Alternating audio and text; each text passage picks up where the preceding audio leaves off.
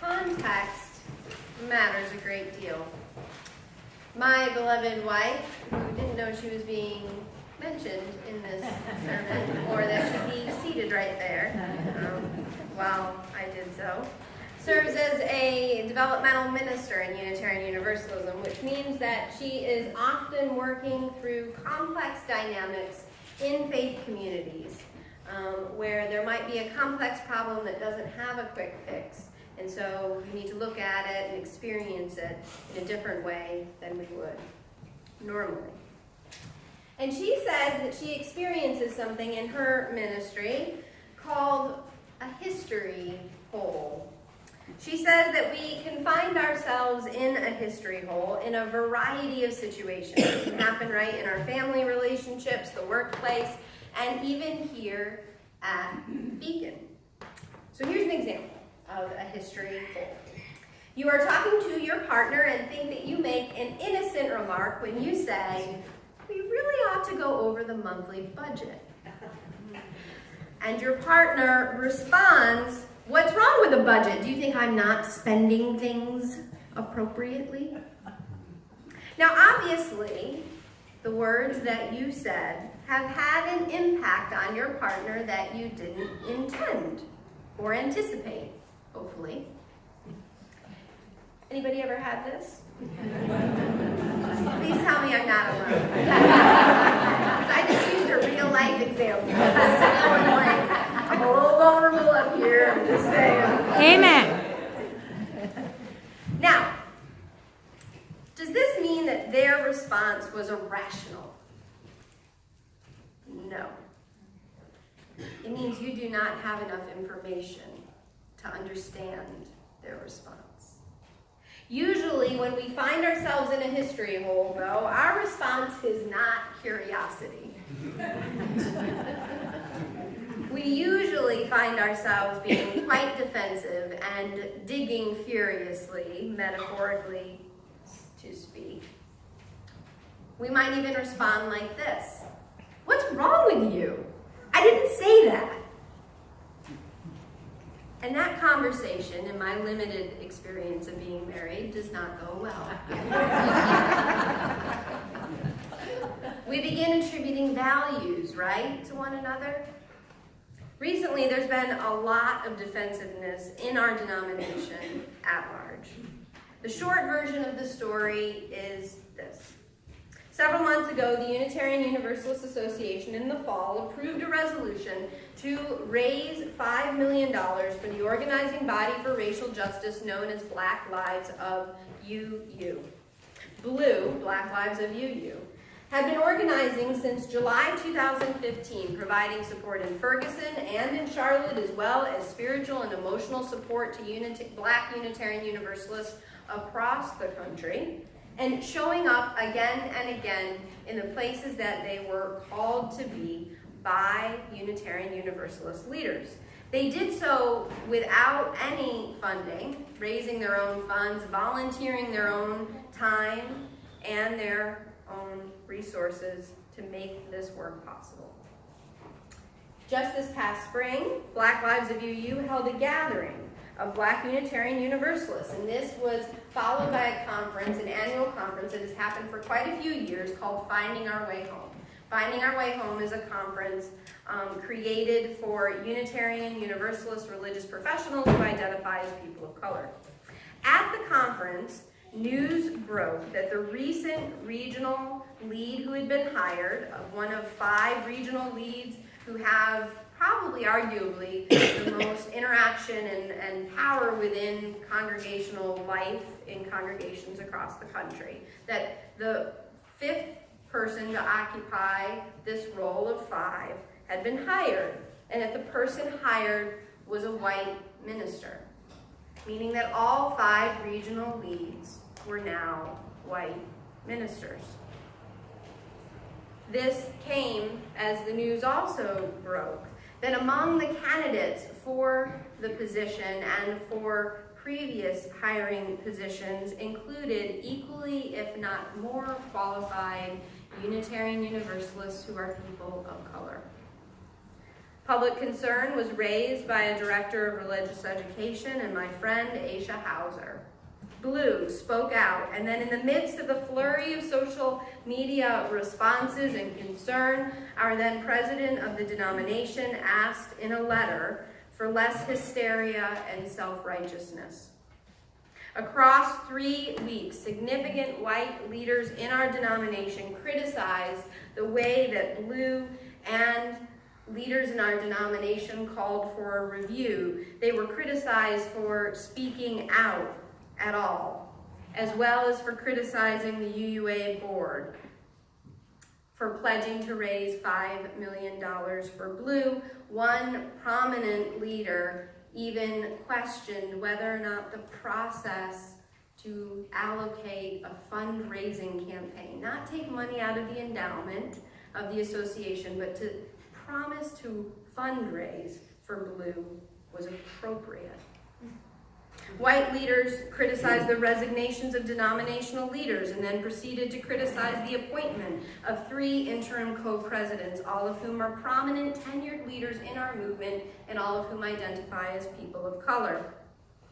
Soon, some of those who initially raised the cry about hiring practices began to receive hate mail from Unitarian Universalists, some of them leaders from across our country. We find ourselves as a denomination in a very big hole. Some of the criticisms include people who say things like this. Yes, these regional leads are important and we need to look at hiring practices, but why are people so upset? I didn't say that. When we study and we stop digging, some truths emerge. We hear the words of Fannie Barrier Williams alongside the pain that people like William Ellery Channing, who is argued to be the father of American Unitarianism, have caused. We learn about African American ministers like Ethelred Brown, who was pushed out of our movement and targeted because he was Black. We learn about the deep racism that drove William R. Jones out of the congregation in the 1970s and 1980s. We learn about the Black Affairs Council and the Black UU Caucus created in 1967, and we learn how the Black UU Caucus was a Black-only space for UU people of color to organize for racial justice, how the UUA board then pledged $1 million to support their work across 4 years, and how they received at the end of it all less than half of those funds. Because white Unitarian Universalists formed an organization called Black and White Alternative and organized that they should receive some of the funds, not the Black UU Caucus. We learn about the General Assembly, where the full delegation of the Black Caucus and many white allies walked out, pained at the racism that they had experienced for decades. We see that the $5 million today pledged to be raised, again to be raised, not taken from the endowment, to be raised for Blue, includes at least $3.8 million owed to those who are willing to continue the work of the Black UU Caucus when you control for inflation. We learn that in the 1960s, Black UUs were told not to use the term racism. UUs were not racist, surely. We learn today that Black Lives of UU, Allies for Racial Equity, and diverse revolutionary UU multicultural ministries, the 3 major organizing bodies within our faith for racial justice, are employing the term white supremacy culture to describe the system and the culture surrounding hiring practices and the ensuing public debate. And they are being told not to use this term. We study the shape of this history hole, its depth, reparation, reconstruction, reconciliation. We experience them as quick moments of the sun upon our skin. We know the Son must exist, but in this whole, beloved, we can't know it fully. And yet, we do believe we can live together in a world that is free of harm one day.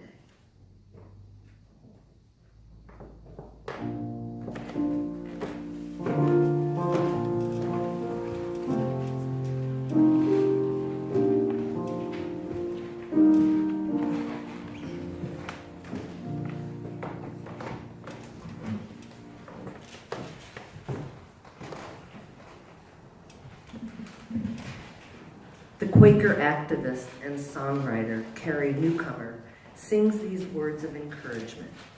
Come on and look inside you. It's the best place to start. The greatest revolution is a simple change of heart. We think that we have to change all those things that are happening out there, and that change can happen as a direct result of our actions. And sometimes this is true, especially in the arena of social change, where we need to very intentionally build momentum to create more just conditions. But more often, I'm learning, true change happens only when we take the time and the risk of sitting with something hard. True change in the world is intimately related to our internal transformations, which is intimately related to our presence to ourselves. Culture is simply everything that's around us. At some point in our lives, we learn that there are other ways of being. Our human tendency is to think ours is better than theirs. When we are white, thinking that ours is better than theirs is supported by the fact that our social and political systems have been built through the same frame through which we are looking. We learn that our way is the right way and the best way. Simply put, this is white supremacy culture.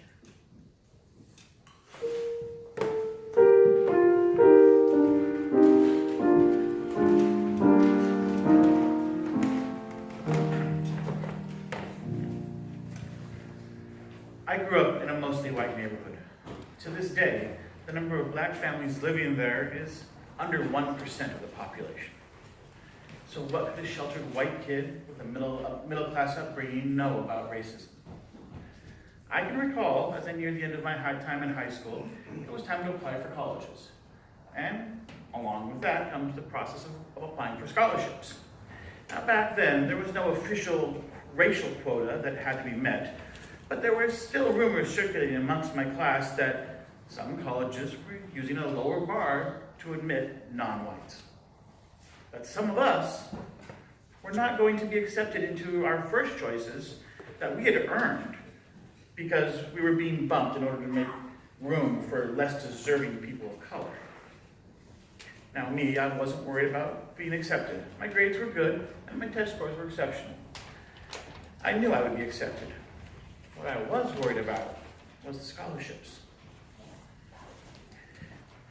Everywhere I looked, I saw applications for blacks, for women, for Hispanics, for Native Americans, for pretty much every race and creed of people you can imagine, except for white males. Imagine how frustrating it was. I had to compete for scholarships with every student in the state, for the select few scholarships that were purely merit-based. And while those other people had so many more opportunities where the competition was so much less. I just wanted to be treated equally. Don't worry about me. I ended up getting into my college of choice and had a good financial aid package. Then, fast forward 20-some years. On a regular basis, there are stories in the news about a black man being shot for no other reason than he is black. And it hit me. How often had I thought that my life would have been easier if I were black? Just once. Just once in my entire life had I thought it might have been easier if I were black. when I was applying for scholarships. That's it. The rest of my life, I had never even thought about race. Race and how it affected me. I always assumed that the way I was being treated was normal, that it was standard, that it was simply the way people should treat each other. And I took the next step. How often does a black man think his life would be so much easier if he was white? Or if he was just treated like any other white man? How many times in a year, in a month, in a day? Certainly, in almost any interaction with the police, it is easier as a white guy. But also, when applying for a management position, for a leadership position, when applying for a loan, when applying for a mortgage, when walking down the street. We understand now that this is just another example of white privilege in action. That's what we say to ourselves to tell us that it's not our personal actions that are racist, it's just the unfortunate side effect of racism. Turn it around to see from the other side.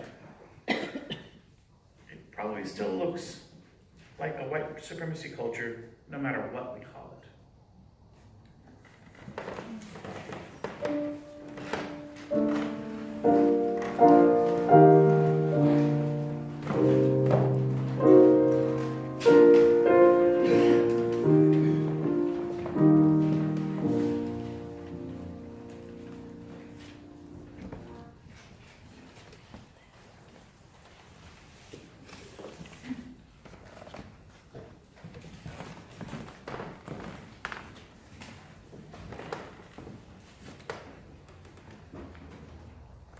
We study the depth and shape of this whole, believing that we can repair the road and make us all safer by being brave to stay with our fears and the unknown. We are beginning to see a way toward the world of community and abundance here on earth. The UUA has already appointed 3 co-presidents committed to a full study of the hiring practices within the association. The UUA board is not backing down from the 5.3 million. And General Assembly this year is in New Orleans and is specifically dedicated to bring about resistance, racial justice, and anti-racism. Many of you have asked us, well, what does this mean here and now at Beacon? We too have begun the good work in our beloved conversations groups, from there to our Beyond the Banner work. Our leadership team is an intentional model that is in part about sustainability and is radically transformative to the traditional power structures in congregations. There is a history in congregations giving more weight to the council of ministers than any other members of the staff, despite their knowledge or their experience. Then there's the dynamic of the senior minister as a highly hierarchical form for our covenantal faith. In our leadership team, we are a team with equal decision-making power. Sure, we specialize in our areas and our portfolios, but major decisions are made through consensus building. And this is an important difference. It means we are shifting how we are together. In the coming weeks, we're also going to be creating some tools for ourselves to ensure that in worship, which is one of the most public moments, if you will, that we have each week, that we will draw each week on wisdom from many voices, including in our music, and Mitchell and I have had some conversations about that as well. We may have a Sunday, for example, without an order of service. This is where they're like, no, I was with you, and then you became completely radical. Not reached consensus yet. It's going to be an interesting leadership team. But one way to experience our time together differently may also be to draw on the wisdom of simply being in the experience, right? Rather than sort of checking off to see what's next. What if we came to be together without really knowing what might happen next. It might be a bit better for the environment too, to make my case. Now, some of this may make us uncomfortable, but part of the place of religion is discomfort. It's pretty hard to be transformed without ever being uncomfortable. And we believe that to heal the world, to transform the world in which we live, we begin first with a heart revolution. We believe that how we are together with one another here is a ritual practice for how we can be out in the world. We believe that if we move past our shame and our silos into a new way of being, then the world will change. We believe in listening, in centering the margins, and in opening ourselves to more truth and more love. And so, beloved, we give thanks for the gifts of this community and this amazing dynamic of community that can be both healing and uncomfortable, that can be both healing and transformative, a beacon and a balm. This day I invite you to give out of your hope and your commitment to kindle the light in this place, but also a light that could shine far beyond these walls. Our morning offering will now be most gratefully received and given.